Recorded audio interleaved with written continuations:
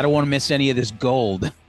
Uh yeah, it's funny, my time on the weekends, I just, I don't rush for anyone. So it's funny that I told you what I say 12 o'clock. I was like, oh, I think I could do 12. Here we are, 1 o'clock. Yeah, Doesn't there matter. we go. Whatever. Uh, but yeah, acupuncture. My second time going, I got one more visit. Uh, you know, I think it's just like my hand sometimes bothers me when I play guitar, Oh, okay. so I guess 30 Some years. arthritis developing. I hope so. Yeah. Otherwise, what am I going for? I need a good ailment to go. Episode 173 of the podcast. We wanted to do two a month. It seems like an easy thing to do, so here we are. I think it's also fun whenever we don't really have any like burning desire to do something to just Mhm. touch base. I mean, I have a bunch of shit on my list to talk about. A lot of things that came out this way, We're everything. both constantly watching shit. We can Yeah, easily catch up on that and then do what else we were scheduled to do, which we're celebrating. There's some albums turning 30 this year, and Davey had posted about, I mean, there's several albums, but Jar of Flies by Alice in Chains in particular. So we're going to chop it up, talk about our favorite AIC songs. yeah. So we'll like I wanted to cut everything in half, so we'll save that for the tail Sure. half of the episode. For the time being, I did want to mention Griselda on Netflix. I don't know if you started that. Did not start it yet. Um, I got high hopes. Interesting casting choice. That's been the obvious thing, but see what happens. Yeah, I mean, Griselda Blanco. For anyone listening that does not know Griselda Blanco, no one really did. Everyone kind of knew Pablo Escobar is like, or like the all the cartels. Watch the documentary Cocaine Cowboys because I watched the first episode of Griselda on Netflix. It just came out. Sofia Vergara is playing Griselda Blanco, and if you don't know what Griselda Blanco looked like, and you Google the two people, you would, She looked like that little lady from Poltergeist a little yeah, bit. yeah, you're not wrong. Yeah, Kellen. Yeah, Yeah, yeah. it's like getting Clint Howard to play well, actually it's like getting George Clooney to play Clint Howard in a documentary or something. It's almost like at the end of Pee Wee's Big Adventure when they made the movie of his life on screen Yeah. and everybody was like really good looking. I can't remember who played him. Was it No, James yeah. Brolin or something? I think it was James Brolin, wasn't it? Yeah, yeah. Oh, that's so funny. I forgot. Yeah, I totally forgot about that whole ending. That's great. Yeah, so okay, here I put it on. I think there was like 6 episodes Okay. and it was very I think knowing the documentary and seeing it and just the pure violence and insanity that this lady's life was and watching this episode, Mhm. it really made me shut it off. I didn't even really want to continue watching it, and I just watched Cocaine Cowboys again for the Yeah. 100th time because there's such a disconnect, and I get it. And I was mentioning it to my brother, and my brother's like, it's just like Narcos, and I was like, you know what? I'm like, Narcos hit pretty hard for me. I liked it, but maybe Hmm. because I didn't have attachment to those characters because I didn't have any documentary in my head as to what these people were. So when he said that, I'm like, yeah, I guess I should really look at it like Narcos, which is like pure entertainment. Because everything about it is so it just seems like if I'm gonna watch something like this, it's for the believability or at least for some sort of accuracy in the storytelling. This doesn't really feel like it. It feels like it's like 10% kind of went this way and 90%. Hey, let's just like make something entertaining. It's funny you're saying this because just the other day I was thinking about like I'm kind of like biopics. What's the fucking point? What's the point? Like if there's a documentary existing on something, like a biopic is going to be not accurate. There's no accurate biopics really. Maybe parts, this and that, but it's going to take a million liberties. So if like a documentary exists on something, what the fuck is the point of a biopic at all? Except for just some, cotton candy, basically, some popcorn fun or whatever. But you have to accept, like, you're not getting the straight shit. You're never going to get it, whether it's the movie about Freddie Mercury or whatever, or the Motley Crue one. It's just not going to be like, it's just make believe. It might as well be make believe. I don't Yeah, know. you're right. Based on a true story. No, you're right. Like The Dirt was something like that too. Yeah. And maybe I don't know. I got to go back into it and stuff, But once again, it just brings me back to the Cocaine Cowboys, which is such a fascinating One of the story best docs ever. That because doc. all the Amazing. all the characters were completely like when you see this time and place in Miami, you're just like, holy shit, this really happened. And then Netflix did another one with the two brothers, which I thought was pretty interesting too. I think that was like 3 or 4 episodes. I But didn't anyway, see that one. oh Yeah. really? Oh my god, Yeah. you have I to. don't think I saw that one. Yeah, it's called The You're not King. talking about the sequel, The Cocaine No, Cowboys, no, that no, no, thing. no, no. It's Okay. it's it's the Kings of South.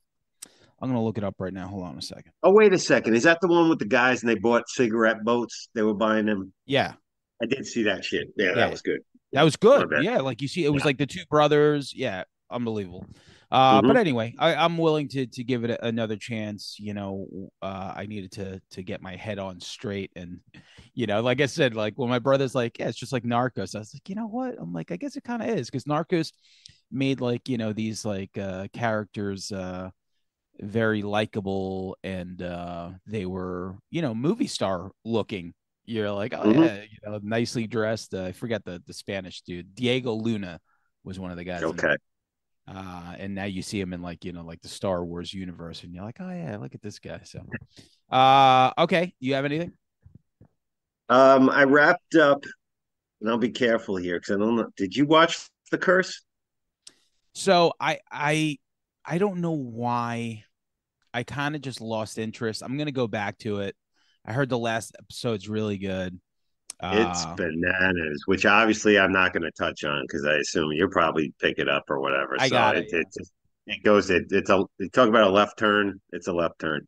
But I can't say enough, man, about really towards the end of the year between The Curse and Poor Things, which we went to see, how Emma Stone, like those two roles right there, especially The Curse, she was incredible in that shit. Incredible. And Poor Things, obviously. But yeah, I don't want to get too much into The Curse, except I absolutely loved it. It's just the complete exercise in cringe and awkwardness that you're either probably gonna see something in, or it's gonna be fucking horribly annoying if you're not getting what they're putting down, but I I love, loved it. yeah. I'm 4 episodes in, and I do love the cringe factor. Maybe it's because Karen just kind of like lost interest in it. So Mm. whenever I have to like watch it, like on a day like today, when squeezing an hour, maybe I'll watch an episode after. But yeah, the cringe worthy parts were just really Oh, good because like that dude Nathan Felder is very yeah, good at that. I don't know if you did you catch any of his other shows like The I've Rehearsal? seen all his shit. Yeah, that's definitely his specialty. Never seen him act really before like this. This was like interesting in that. But I tell you, one of the coolest things about the show is low key, like how fucking funny it was. There's so much humor in it, shit, like dark as fuck. But I don't know, I loved it, man. Another A24 fucking great effort, And really the premise is the this guy gets cursed somewhat, or at least in the first episode, that's kind of like the premise of it, and you don't know if it's real or not. And but Yeah, it kind he's of goes so far away from that. Like, and again, I just don't want, all I can do is recommend it. I don't want to, if you do see it, we'll chop it up further. Like another thing you had seen, you saw Saltburn. I was going to try to squeeze it in so we could talk about that, but I yeah. couldn't. You know what I mean? So, uh, So yeah, Saltburn I caught. I didn't really I didn't even know it was a thing. I saw the trailer. I remember in the theaters, because I thought to myself, oh, Barry Keoghan and Jacob from Euphoria are in this Mhm. movie. I'm like, oh, this looks interesting. And I totally forgot about it. Things come out at such a rapid pace, and like, it's like 10 different streaming apps that you have to pay attention to. Mhm. And so people started talking about it maybe a month, somewhere in like mid-December. It's like, oh my God, Saltburn is so crazy. And I was like, it is? And then I kind of like read the premise, and it was like, it's like the haves and the have nots, and like yada yada yada. So I'm like, all right, let me watch this. And it's about 2 hours and change. Great acting, characters, uh, great use of music. Block Party was used. There was a couple of like old school bangers that were thrown in there. And Barry is great. That dude, Killing of a Sacred Deer, anything that kid is in, he just has such a unique look, and he's just a very good actor. He's very good. I But was something about him I always wanted to punch in the face a little bit. This yeah, maybe it's some of the characters he played because he was it, in also in we need to talk about Kevin, right? He was one of he plays the older Kevin. what? Let's talk about Kevin. Yeah, Yeah, oh yeah, yeah, yeah, right. yeah. Yeah, yeah. Which goddamn, if you don't want to punch it, you know what I mean. So But I respect it. If the guy's fucking good, I definitely any if I see he's in something, he's usually got a good batting average for like being in a good pitcher. You know, he seems to pick good shit. So I think he's just in tune with what we like. Um, so he picks roles like that where if I see mhm, him in there, it's like, okay, this guy seems to be kind of like doing shit that we find interesting at the very least. sure. This movie was interesting. Um, After watching it, I can't say that I loved it, but I liked that it exists. My only gripe with it was, it just for me personally, like, like I said, I can't get too into it. It just took a long time to get to where it was going to go. But Mhm. then my girlfriend watched it by herself, and she loved it, My and wife loved it. yeah, Yeah. yeah, it's definitely worth watching because it's such a unique movie. It's such a unique movie, and it reminded me of a Tales from the Crypt, like the whole premise and the whole outcome of it. So that part I like. That's why I'm like, oh, I would have liked to have seen like the Wow.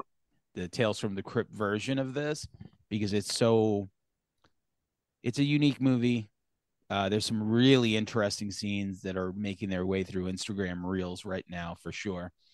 And that's it, man. Definitely check out Saltburn, and maybe we'll get further into it when you Yeah, watch it. I'm like 20 minutes into it. I just realized I'm like, Oh, man, I okay. got too much going on right now. I can't. I got to pay attention to this. So I Yeah. just couldn't. I'm like, let me put it in the What else you back got? burner. Well, we were saying the Oscar nominees came out this week, and as you know, as ridiculous as awards are and award shows are, and awarding picking one art over the other and stuff, and how often they get it wrong, I'm always curious to see what they mention. Hope maybe hit me to something that I didn't know came out. Um, I got the list here. yeah, I'm looking at it as well. I was even thinking too, what is it? February they do it? Seen a few of these, but there's a few I haven't. Maybe I'll try to bang out as many as possible, and we'll do something before the show. If you, I don't Yeah, know, how many of these have you seen? I'm gonna name. So let's see. I got I'm gonna go through the best. It's funny too. Like God, I haven't seen shit actually. we Look were at, I'm laughing at the Barbie nonsense. I think some person like puts like a tweet up, and like all the like people just share the dumbest shit. And like I'm always like, it just makes you look like whenever the internet catches onto something, and they're like, oh, Ryan Gosling got nominated and the director and whatever.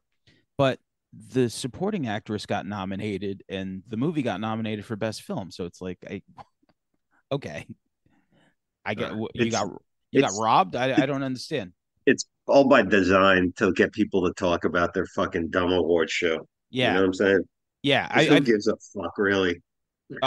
So I made a list of the best actors, right? So Bradley Cooper in Maestro, never saw it, don't plan on watching it. I don't care about the story. Do you?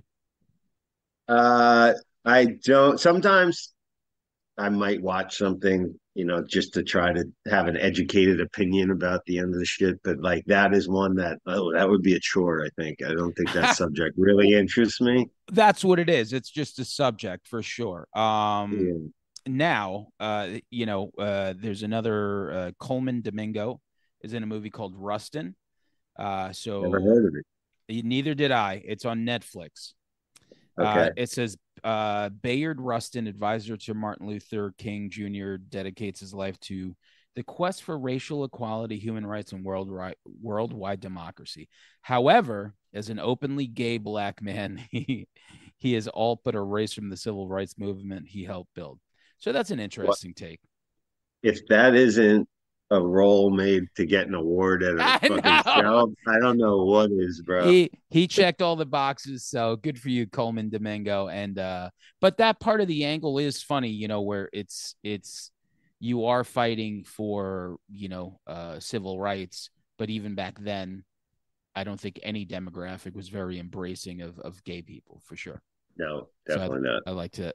A movie that I still haven't seen, but you had it on your list, Paul Giamatti in The Holdovers. Yeah, I love that this movie and his portrayal's getting a lot of shine, man. Because it was just one of those movies I wasn't even thinking nothing. Sometimes towards the end of the year, I really try to, when we do our year-end list, I'll try to cram in a lot of shit that came out. And I just put that on, expected nothing, and like time just went by. Like I couldn't, like I enjoyed it so much. And he's just, I mean, name me something that guy hasn't made better or done a good job in, like Paul Giamatti. WNBC. That'll always be my That my was his start, Giamatti. and Yeah, he was amazing. yeah, yeah. Great Uh, villain. so yeah, okay. So Giamatti and the Holdovers, which is on Peacock now, so I have no excuse. Oh, I just have to watch it. Killian Murphy, sorry, in Oppenheimer, I and saw that. You see that? I did. I saw it in theaters, and I wanted to kill myself. I thought it was good. I don't understand the. I mean, I think a lot of people are just eager to suck Christopher Nolan's cock, no matter what he fucking spews out. To be honest with you, I'm not saying it's a bad film. I said it was a good film. But I don't. I wasn't amazed by it. I don't know. They are lining up to suck his dick, but only after they suck Jordan Peele's dick, You because ain't kidding, man. that's a dick, that's a dick that a lot of people are always lining up to go suck.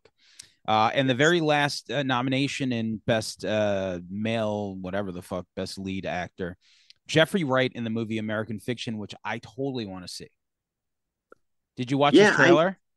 I've seen the trailer. It kind of came. I Came out of didn't know nowhere. much about it. Yeah, yeah, right. Like not much of a campaign of promotion. I felt like it for a I while. Then all of a sudden it was everywhere. But I love the premise. I love the premise. The writer, black writer, isn't basically, he's like writing stuff, and that's not what America's looking for. They're looking for more of like like stereotypical like black stories.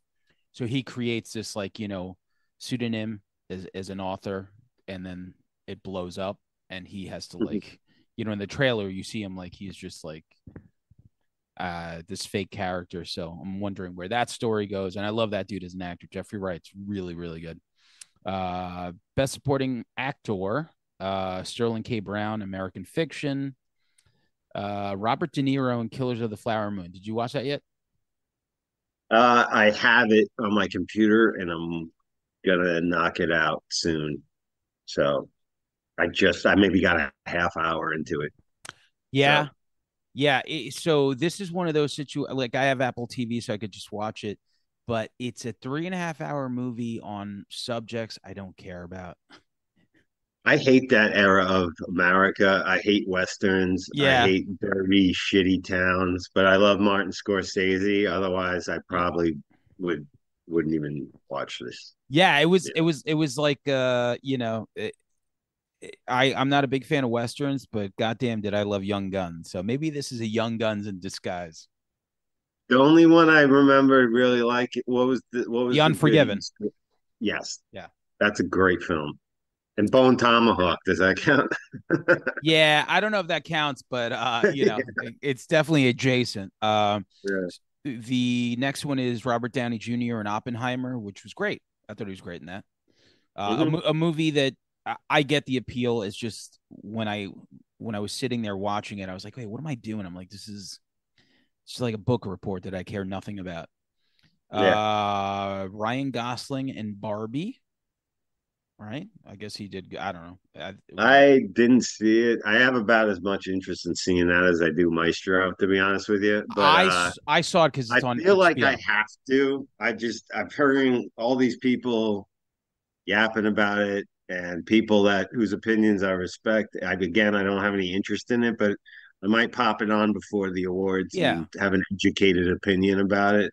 But uh, it's worth a watch. I didn't like the very beginning, like the world she created was super cool, but then it right, just like descended into a story that I was like, I don't even care about this. Like I just didn't care anymore. It turned into right. like I almost knew what was going to happen before it happened, and that's fine. But it just at the end of it just wasn't Yeah, for like me. I kind of see where they're, obviously what angle they're coming at. I just don't they are smart. Like it's delivered in a smart way. I'm sure. I don't know. You know what? I'm gonna watch it so I can have a fucking we can have Sure. a Yeah, combo. yeah. But And then very last for supporting Mark Ruffalo and Poor Things, man. Fucking give guy. poor things all the awards. Yeah. That's where I'm coming from right now. So So let's do females real quick here. So Annette Bening, this is actress.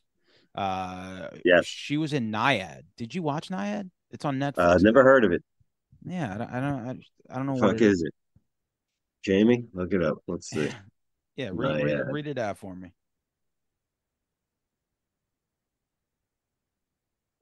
The remarkable true story of athlete Diana Nyad, who at the age of 60 and with the help of her best friend and coach commits to achieving her lifelong dream, a 110-mile open ocean swim from Cuba to Florida. Okay, that sounds like something I'm not watching. So, Oh, this is what I'm saying, bro. I'm like, but you know what? Shout out to Annette Bening for even being alive. I had no idea she was still out there kicking. No idea. Uh, sounds like a movie made to like for the show. yeah, This movie exists like these kind of like when you play a real life person that did some crazy shit. Like, give me an award, please. I love it. Just remember like South Park where they like it was the award, like gay cowboys eating pudding or something like that. Forget it. Yeah, yeah. Lily Gladstone for Killers of the Flower Moon. Yes. Um, who else? Sandra Huller is in a movie called Anatomy of a Fall. I have a copy of that I'm going to What's that about? I'd watch. never even heard of that. The I don't know exactly, but I believe I got it on my radar because of John Waters. Okay. From his, I usually make an effort to see everything he puts out on his best of list. And he's always got everything ahead of time because he's fucking John Waters and shit. But I believe this was on What his is list. A woman is suspected of her husband's murder, and their blind son faces a moral dilemma as the main witness, labeled as crime drama thriller. Oh, that sounds good. I like that. So it looks French, I believe. Yeah. I think it's No, German, right? maybe German. Yeah, Yeah, German, Hooler. yeah. That's Yeah. German. I just saw somebody. Das Schnutzenfest. But yeah, I like stories like that because like you see that anytime you see a premise like that's real and that could happen and like I mean, if that's a real story or it did happen, like, the conflicting feelings that somebody would have about turning Mhm. their mother in or whatever, like that stuff is just like Sure. ripe for a good story. The last two are Casey Mulligan and Maestro, and of course Emma Stone and Poor Things. Emma Who Stone is listen, again, haven't seen everything on here, but I just again, she's yeah, amazing. Emma Stone crushed it last year. that's it. And lots of red bush going on too. Support supporting acts. Hey, listen, If she's gonna get fully fucking naked, just give her the goddamn award. Like that's like she really went for it, Yes. and she did such a great job. But once again, listen, did I see Maestro, Anatomy of Fall, either the Flower Killers, whatever, Naiad? No. So it's hard to say. We're I'm gonna so test my boundaries. I'm gonna watch some shit that I probably wouldn't, man. yeah. And that so we'll come back and circle back around before whenever the awards are. Yeah, But maybe maybe I'm gonna watch Maestro. Maybe I'm gonna do it. okay, so I think Naiad and Maestro are both on Netflix. So like maybe we'll watch it and we'll come back and we'll give like an honest opinion. And we Support might and if we regret it, we're never gonna do this again. That's it, yeah. Supporting actresses will be Emily Blunt in Oppenheimer. She was great. Hmm. Uh Danielle Brooks in The Color Purple. Did that get They remade The re-released? Color Purple. I have no idea. Let me look real quick because I Why? I wrote that. Oh wow, they did. Did they? Is it like a music? Is it a musical or something? It looks like a Yeah, musical from the torn front. apart from. Yeah. Oh, Huh. you know Okay. what? I'll tell you right now. I promise you that I never watch any musical that's fucking nominated for anything. It's like shit. It's the worst. All right. Yeah. So I guess they redid that. So she is there. America Ferrara and Barbie. I thought she was okay. Hmm. She was. Whatever. Jodie Okay. Foster in Naiad. I Cool. love Jodie Foster. I do. So I believe it. I believe it valid. And then the very last one, Davine Joy Randolph and the Holdovers. She was great. It was great. Cool. Yep. The last two here, let's do director, best director. Justine Treat and Anatomy of a Fall. Scorsese and the Killers of the Flower Moon. Christopher Nolan, obviously, Oppenheimer. Jonathan Grazer. The what the I want to see that.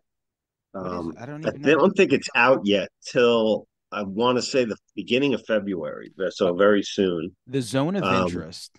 yeah, I think it was based on a book, but the commander of Auschwitz, Rudolf Haas, and his wife Hedwig strive to build a dream life for their family in a house and garden next to the camp. I've watched a lot of World War II docs and stuff. I think I remember this story.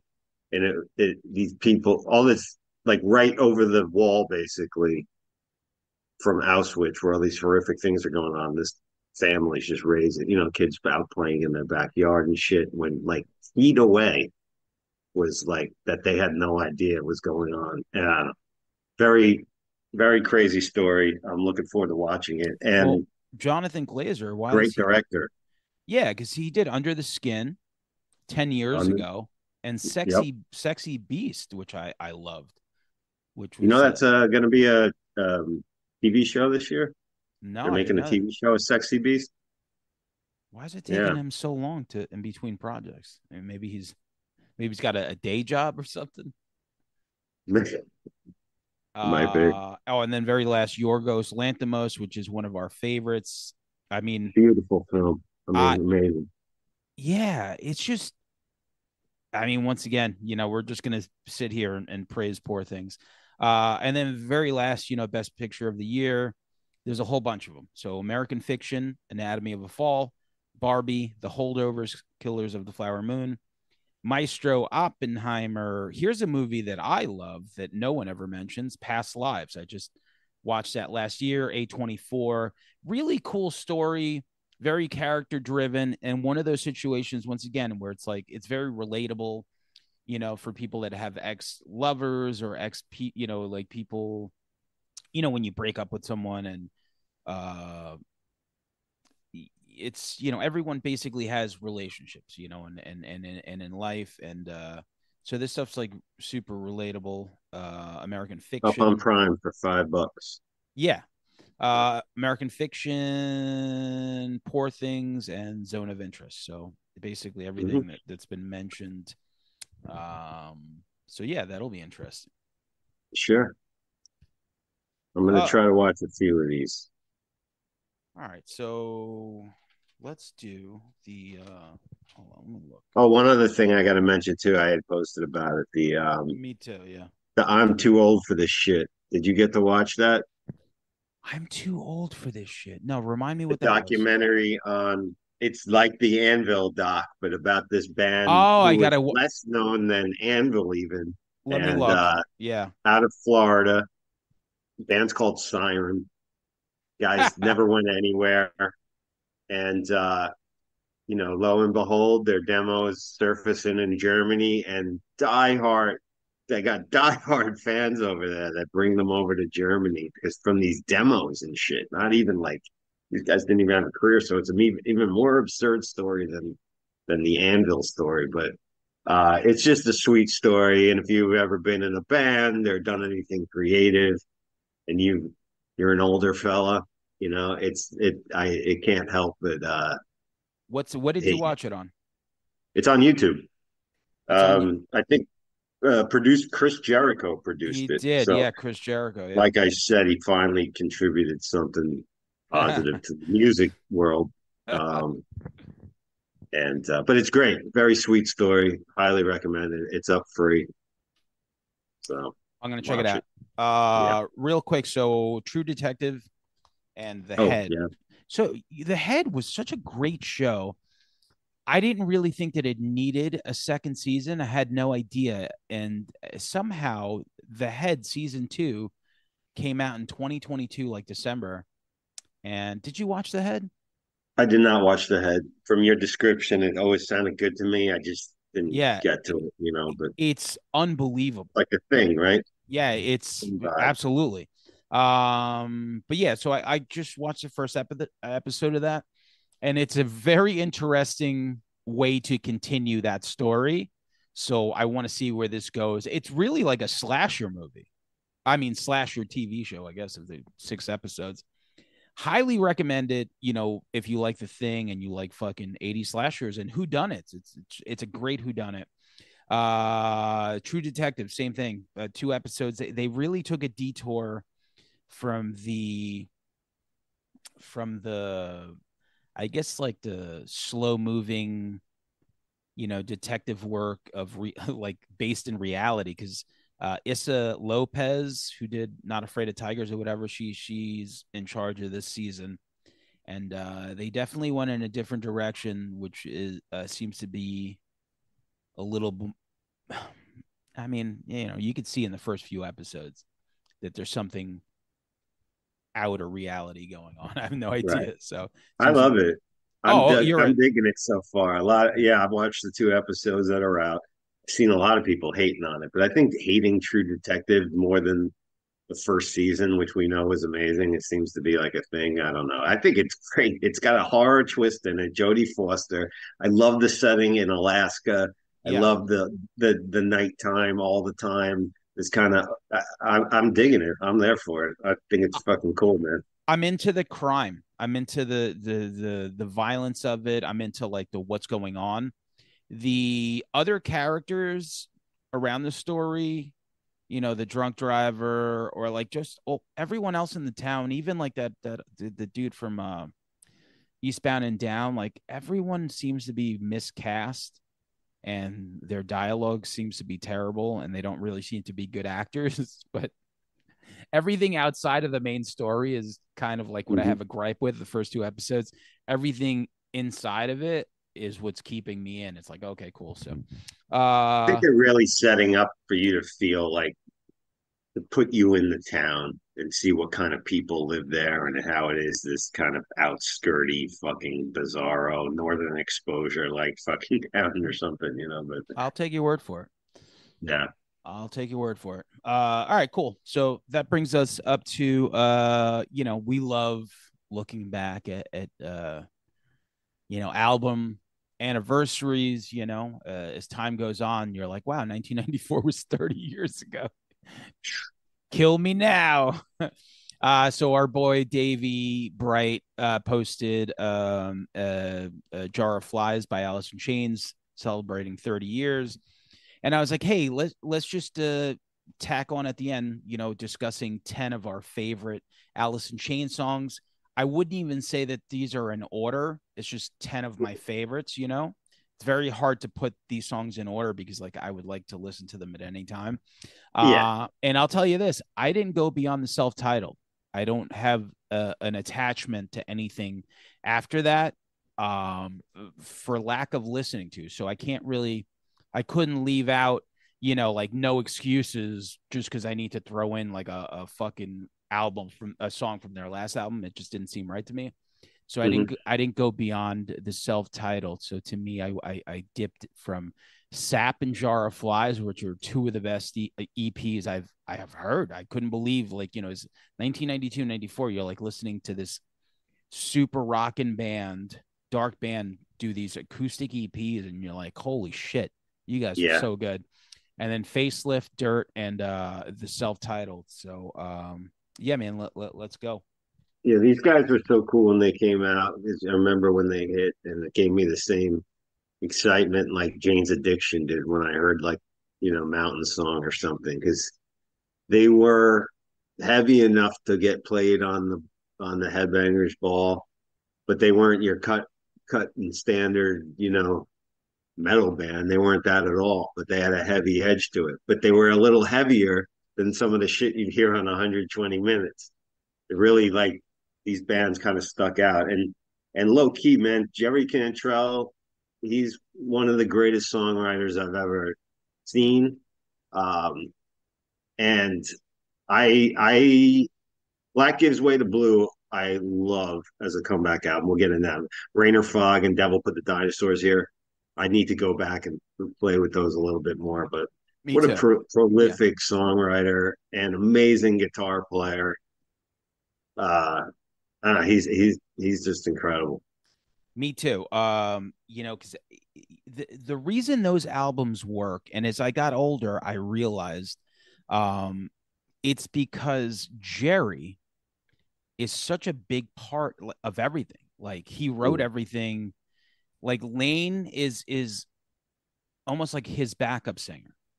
You Yeah, know, that really hit for me. Like, and I always loved Jerry Cantrell. I had his solo shit and this and that. But then when there was talk of them getting back together and put out that record, and when I heard it, I was like, Jesus Christ, Jerry Cantrell really was he was. this Yeah, band. You know what yeah. I mean? Like, Lane's not even in it, and Lane has one of the most unique voices ever. I love Lane Staley, but man, Jerry Cantrell was doing all the heavy lifting. Absolutely. And granted, they birthed more terrible bands Oh my than God. I don't even like their the lineage from that tree with them at the top. I Yeah. it just got Godsmack, Creed, all that like, shit came yeah, from this. they And the Jarl bands, they call them. yeah. Jarl. Like when Lane did it, you're like, all right, cool, that's whatever. But then like people started doing it, and it's like, it's not the same, man. Like you can't. No. Yeah, Oh, God. You're not right. yeah. All right, so yeah, like I said, I would say my number one is my real number one. The other ones are very interchangeable, and this was pretty hard. It was pretty hard to really list what I have and then put them in order because there's a lot of good songs. I could have put all of Dirt, to be honest with you. So, Yeah. give me what you have as number 10.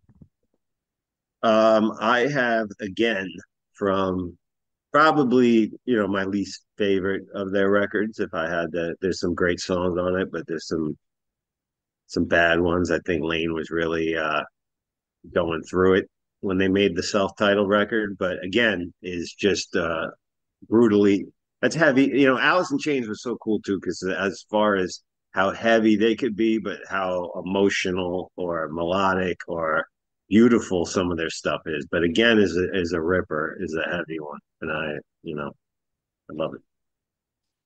I don't know why I didn't hear number 10. What was your number 10? Again, Oh, again, yeah, again's great. yeah. Yeah, for sure. Um, so I'm gonna do. I wanted to throw this one in at the very beginning. What the hell have I? This Oh my is God, I can't believe you said that. That's my nine. is it? Yeah, Yeah, right. That was deep cut. the yeah. So the Last Action Hero soundtrack had a bunch of B-sides, I think. I know like Def Leppard had Two Steps Behind. I Uh got it right here. You had AC/DC. You had Megadeth, Queensryche, Def Leppard, Oh, Cypress Hill, Fishbone, Tesla, Angry Again, right? That was Megadeth. and Anthrax and Aerosmith. Yeah. Angry Again, Megadeth. Yeah. Yeah, that's another good song. But yeah, what the hell have I remember buying this is when I was buying Guitar World magazines and like playing along to stuff and that riff that I still play it because it's a lot of fun to play. It's What the like a hell have I? sitar almost. Yeah. Yeah, yeah. Well, I mean, yeah, the notes that you know in the production that on it and stuff. So, but my number 10, so you're number 9. Speak on it.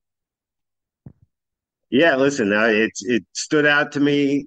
It's the highlight of the soundtrack. I think it was on that soundtrack and that music box set I think they put out. But And the man, video. this to think that, I don't know the history of it, if they wrote it to sell to the movie or if it's a leftover song that didn't make a record or something. But man, this could be on any of their albums. It's fantastic.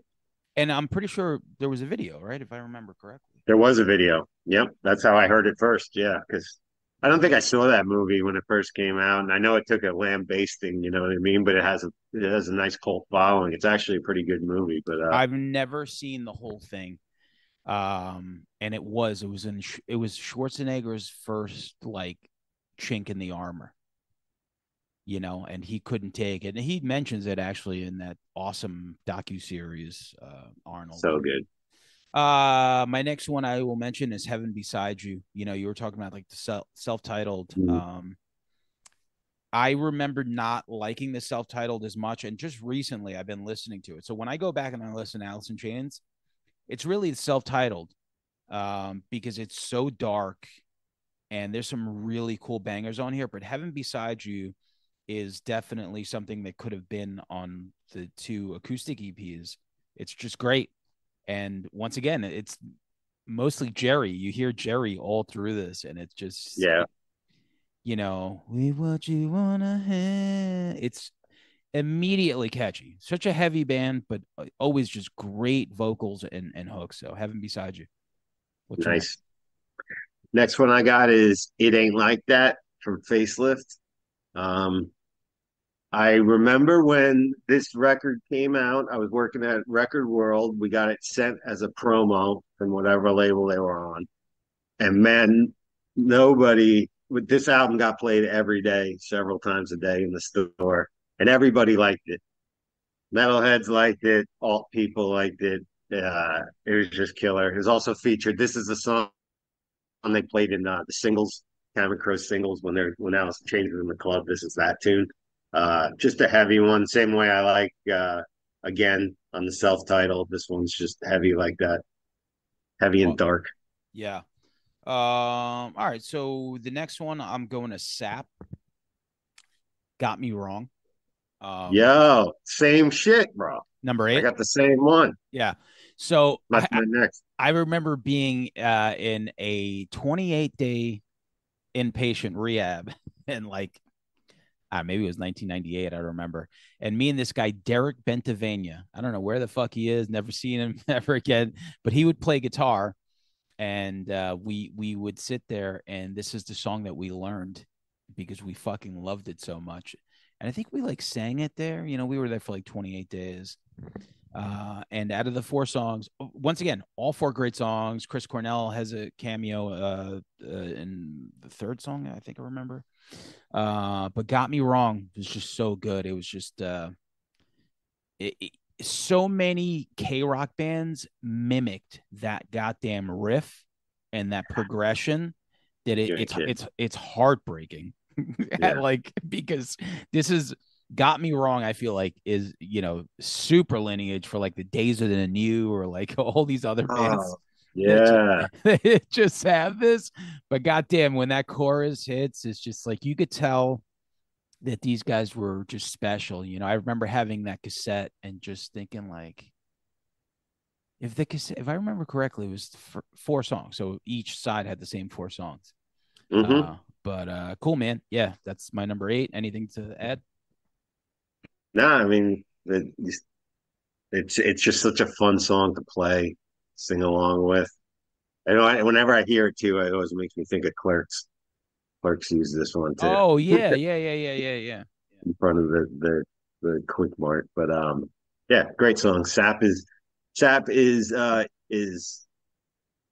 God. It's probably my favorite thing overall of this band that they've done. Like EPs, albums, whatever. It's just a perfect piece of songwriting. It's incredible. Yeah, I mean they could have combined this and Jar of Flies and made it like their fourth album. That would And be one of the greatest albums ever made, man. yeah, absolutely. So then that was your number eight. So then we're going to my seven. Man in a Box. Say what you want. And just recently, our friends in Beaster, who I will be seeing tonight at Mr. Beery's, they do a cover of this song, "Man in a Box," and my friend Tracy sings it, female singer, and Mm. her sister plays drums. My friend Mike plays guitar, and Newman plays bass. And they do a very good job. And I think she even sings it like a key higher because she has a very high voice. And it just reminds you of the power. Sometimes you hear a song and you never want to hear it again. Anytime I hear Man in a Box, like it's one of those songs that I still don't get tired of because it's just really good.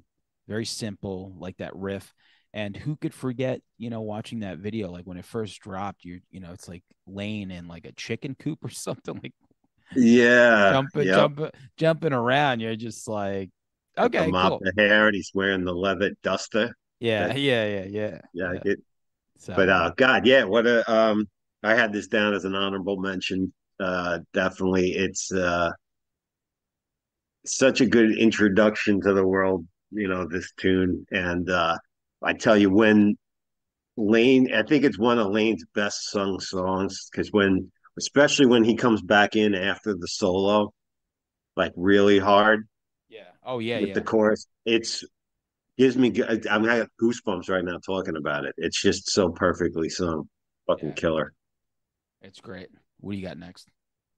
I think we're up to my number six here. I don't know, is that what you got? But anyway, I got something from Yeah, because I just did my seven. because we had some duplicates and whatnot. But from Black Gives Way to Blue, actually, called "Take Her Out."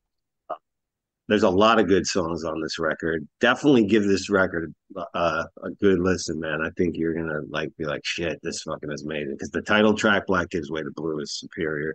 The single they put out, Everything I've the heard, I like. It's just hard for me because I didn't take time with them, mhm. and it's hard for me to overlook anything that I like. I picked like 20 songs, and it's like I can't just be like, oh, But not I for the list purposes. I just mean yeah, give it, jump into it. You're gonna fucking love it. But "Take Her Out" is just a heavy, dark, brooding kind of song. But man, Jerry sings the fuck out of this song, and it's for me to put it in here with all the Lane material. Is it says a lot about it. You know what I mean? oh, absolutely, Like yeah, if we yeah. made a Van Halen list, you wouldn't see no Sammy Hagar on my top 10. But maybe I'm sh- giving may, this shit. maybe Sharon, but not Hagar. Maybe Sucker in a three-piece or something amazing like that. But anyway, I digress. But "Take Her Out," killer. So my number six, them bones. I got Uh that as my number two. okay, yeah. So I'll just speak on it real quick.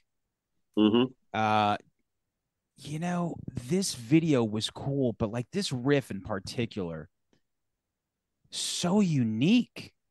Like it's really so unique. And this song is like if you put their songs in a time capsule, this should be in there because everything in this song is what they did. It's just that fucking dun, dun, dun, dun, dun, dun, dun, and then like the two harmonizing perfectly, Mm-hmm. and then that little fucking like lead, like, you know, once again, you could say that maybe the song is played out to some, but it doesn't matter because like this is the DNA of like no one sounded like this. People tried to sound like them bones, but in a short amount of time, this song like just like really resonated. I fucking love it. Like when you like when I haven't heard it in a while and I listen to it, it's just like wow. It's like yeah, this is Yeah. like the power and the uniqueness of this band that for the most part I think sounded like no one. Yeah, I'll just say right now we'll skip it when I get to two. Yeah. Yeah, I heard this on Headbangers Ball.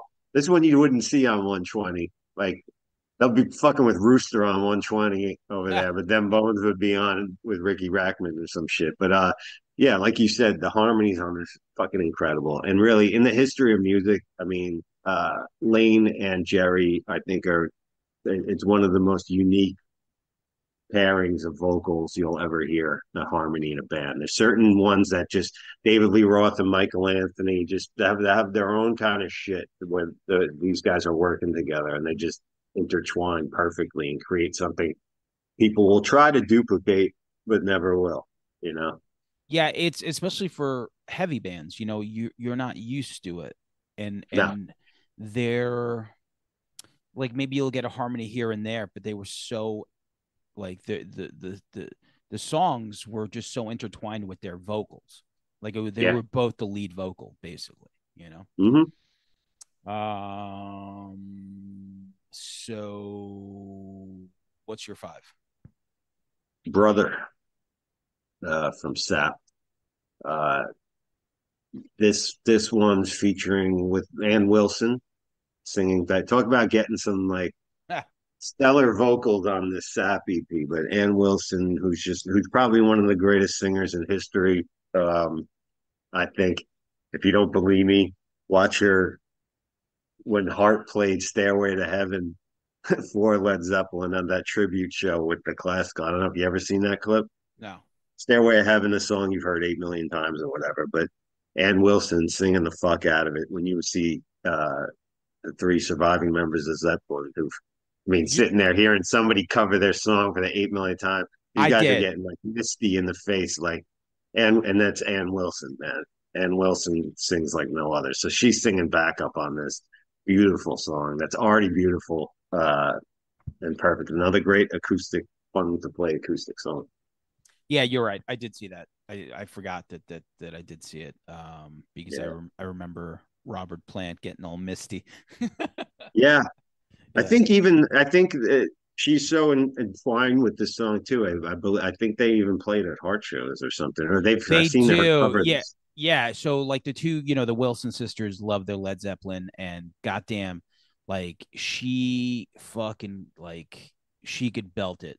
Like they sound really good when they play it. So I tell you, she put out a record. I can't remember last year that I had no expectations for. I put it on. I normally probably might have skipped it. I don't listen to a lot of classic rock artists, but fucking really good, like impressively good.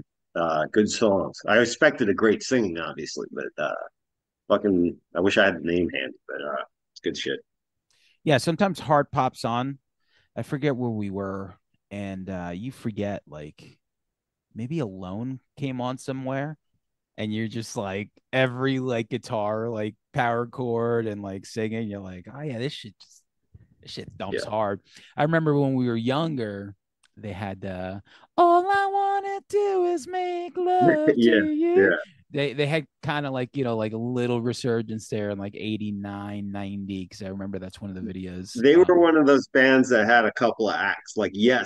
Yes was that hippie whatever run around or whatever the fucking song that was, and then they came out with that Owner of a Lonely Heart shit in the MTV. Owner of a lonely Right. heart. And Heart had your Barracuda and whatnot, and then all of a sudden reinvented themselves to do that shit. And let me tell you, Alone and stuff. I mean, you're talking about one of the best crafted power ballads of all time, and she sings the fuck out of it. And Yeah. man, I was all about Nancy though in that video as a young Yeah. man. I was riding Yeah. on that horse with the guitar on her back. I said, "Come to Matatuck, Nancy. Ride your horse to Matatuck." I mean, if you're gonna ride a horse, that's a great place to do it. Once you get off that one main road. Where am I? Five. Okay, Well, five. yeah, I'm you're five. fine. So no excuses, Jar Flies. Mm, This is another one of those guitar songs, getting this might have been the first single off of Jar Flies. I remember it just was. watching it, and it had that really cool like guitar slide. And so when I would get the guitar magazines, I was like, it's to this day, it's still one of those awesome like chord structures that I like playing. Mhm. And yeah, it's just great That was the songwriting. claymation video, right? No, no. No. What am I Claymation thinking of? Claymation was I Stay Away. Yes, I'm sorry. Yep. Yeah, yeah. No Excuses was like something else. Yeah, that's my number five. So back to you. Also from Jar of Flies, my number four is Nutshell, Yeah. which is one of the most hauntingly beautiful songs you'll ever hear. I'll even go further and mention the version on Unplugged. If that doesn't rip your fucking heart out, because you know what happened and where he was at in that, how gaunt and sickly he was singing the song. It's like it's as powerful as like when Cobain did the "Where Did You Sleep Last Night" or something. It's one of those unplugged moments that's just haunting. It's the song is just so beautiful and sad. Yeah. That was definitely a, one unplugged that everyone remembers. So my next pick is the title track off of Dirt. Um, Nice. it's just called Dirt, and I think at this point, no, maybe like 91, 92. Um, later on, obviously, like, it's so funny. Like as a kid, you watch, like I romanticize this stuff before I even got a drug addiction. Like I would like fuck around with drugs. And then once you get into it, I go back to this record.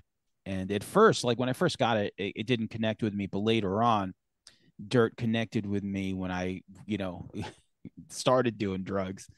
And the chorus like really hit, and it like the middle of the album is almost somewhat forgotten, but it's um hold on, I gotta take this. My landlord, she probably Right. wants to come down. Hello? I do? Nah, nah, nah. Okay. Um, Chinese food. I wish it was for me. So, all right, yeah. So the middle of the record, especially this in particular, like was just super dark. I want to taste dirty, stinging pistol in my mouth, on my tongue. I want to Mm, I want you to scrape me from the walls and go crazy like you made me. One who doesn't care is one who shouldn't be. Man, listen to this fucking song, and it's dark, but it's so well written. And yeah, I don't know, Dirt title track, man. It's just, I could have picked this whole album just because it's sure. fantastic, and it killed me to leave off, Rain When I Die and certain things. But An iron gland, who? iron gland. What's that? That's like that short little snippet of it with Iron Man.